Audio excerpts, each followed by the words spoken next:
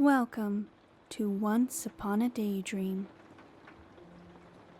Tonight, while the rain trickles on the window and the candlelight glows, I'll read a story to help you sleep.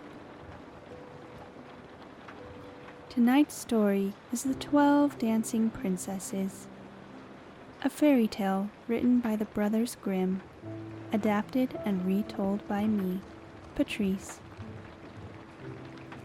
Let's get cozy.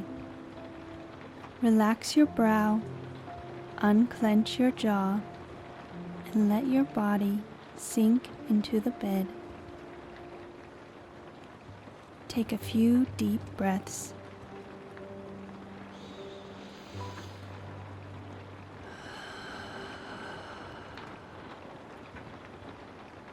And let's get started.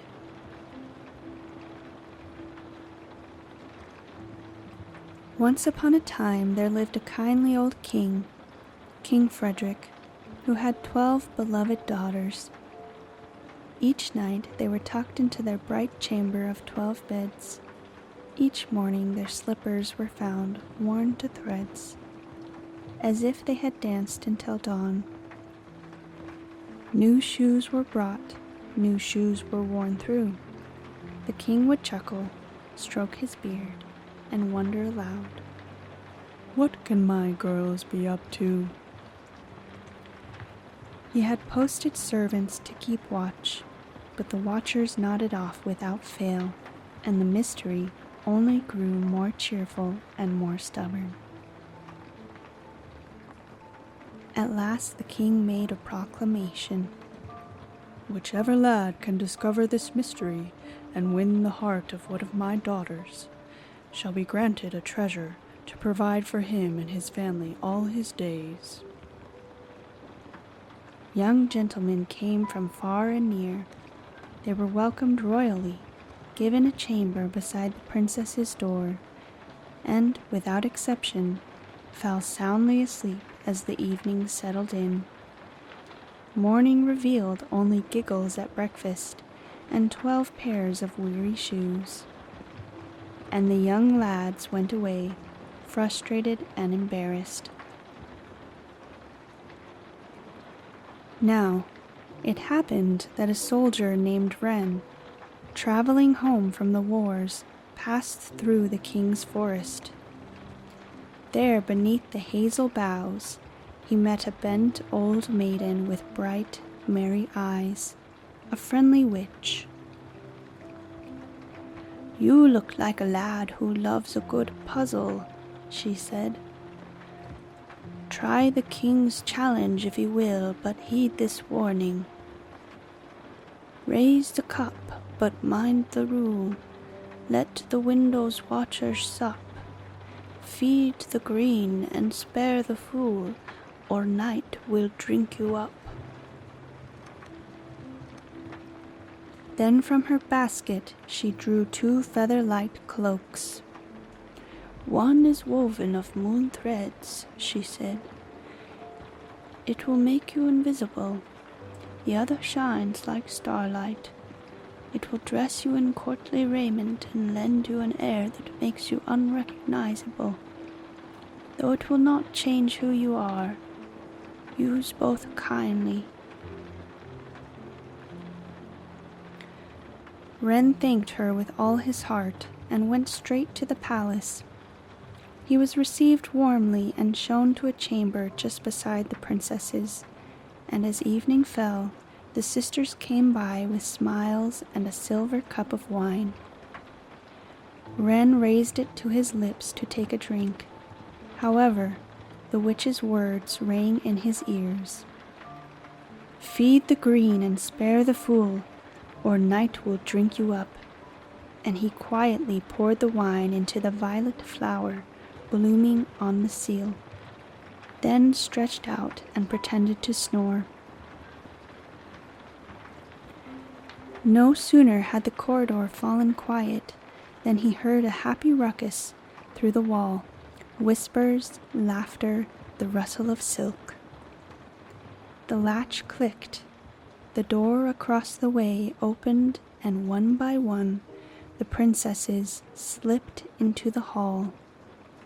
Wren eased his own door wide, drew on the moon cloak, and hurried after them. At the corridor's end, the second oldest princess pressed a carved panel, and a hidden door swung inward to a winding stair. Wren slipped through just as the panel closed and followed into a world below. The stair gave way to a path of quiet moss, and soon the path opened into a forest of silver. The leaves chimed softly, and little fairies drifted through the boughs like sparks of winter. Wren broke off the tiniest silver twig and tucked it away. The youngest looked over her shoulder. "Did you hear that?"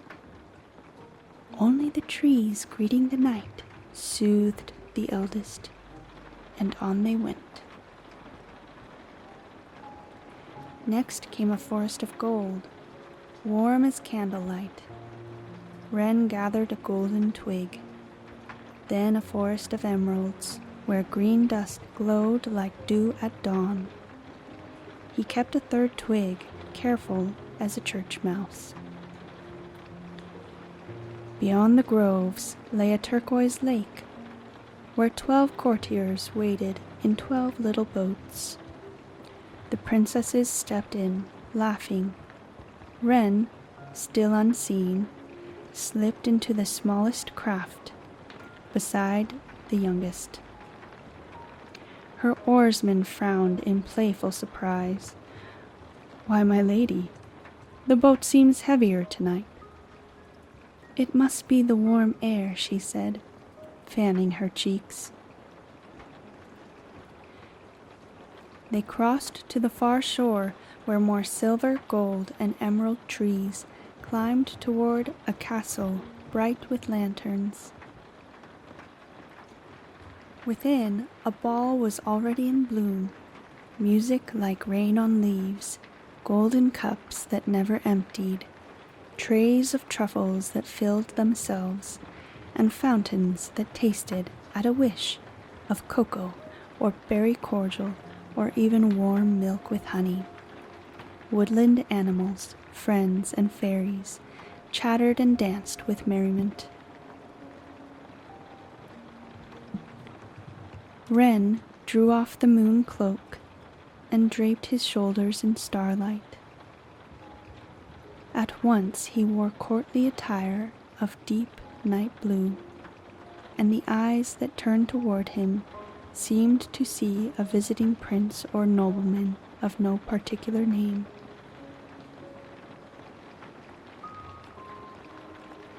He watched the sisters whirl and laugh. One caught his eye, not the eldest, but the second-born. Her smile was radiant, and her laugh contagious. Her kindness seemed to touch every person she greeted. The princess's gown was butter yellow, with pearl beading and delicate lace trim. Her honey gold hair shone, her green eyes sparkled. The court whispered her name with fondness, Princess Isabella. Wren, gathering his courage, approached and bowed. "Your Highness, may I have this dance?" "If you like," Isabella said, smiling. Then, with a tilt of mischief, "if you'll promise not to step on my toes." He smiled and took her hand, inwardly thanking his mother for many dance lessons as a lad. They floated over the floor as if music carried them. They laughed, tasted sweet little cakes and richer truffles, and slipped away to stroll beneath the emerald leaves. Isabella found Wren witty and wise. He told of long roads and travels, of 5 lively siblings, and parents who loved him dearly and taught him to farm and read. Isabella questioned why they would need to farm, and he told her they worked with their servants. Wren quickly grew fond of Isabella's goodness and intelligence. She spoke of a life with 12 sisters, of their gifts and tempers, their travels and studies abroad, as well as her opinions on matters of the kingdom.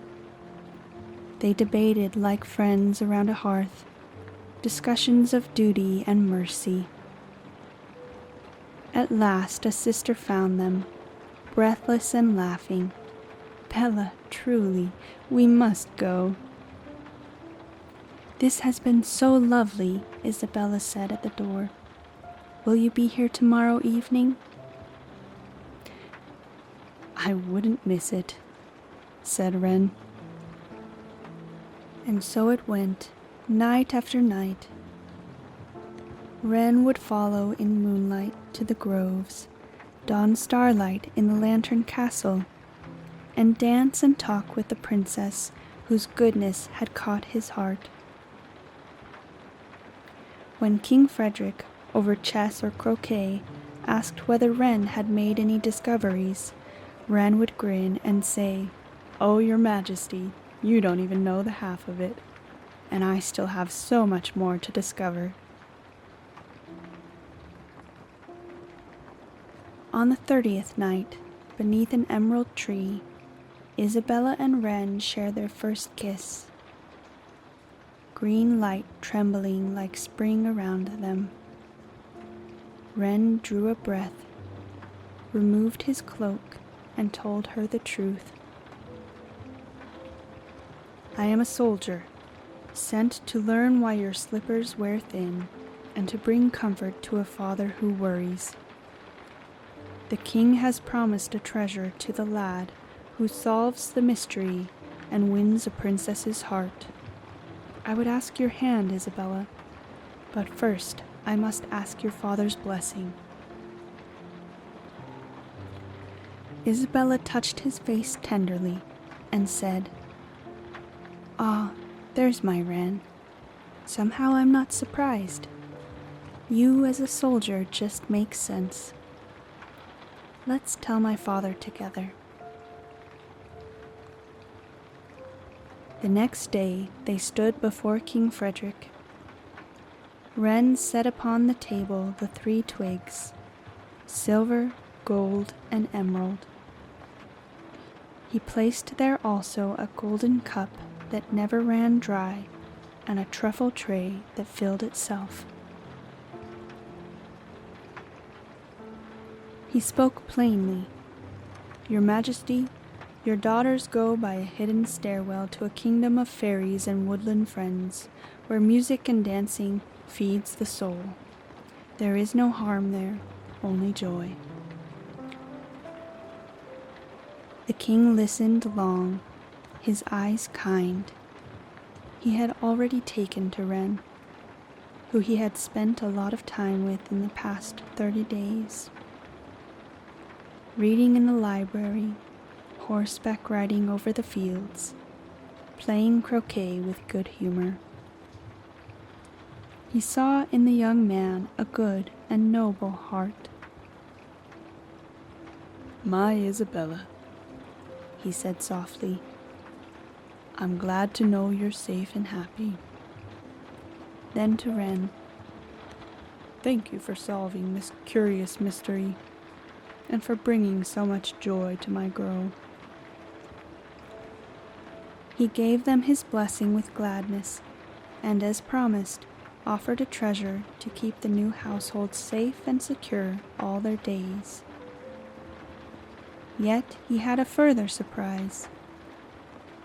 "This last month," said King Frederick with a twinkle, "has also been a test of sorts. A kingdom needs a heart like yours. If it pleases my people, and if it pleases you both, I will name you, Wren, heir to the throne when my time is done." When the gentle king at last laid down his crown, King Wren and Queen Isabella took their places, not as rulers set above their people, but as keepers beside them. They raised 12 children to dance with gratitude and to tell the truth kindly. Years passed as years do, and on certain nights, under a certain moon, 12 little boats still bobbed upon a friendly turquoise lake, and come breakfast time, they found 12 pairs of slippers, worn to threads. The end.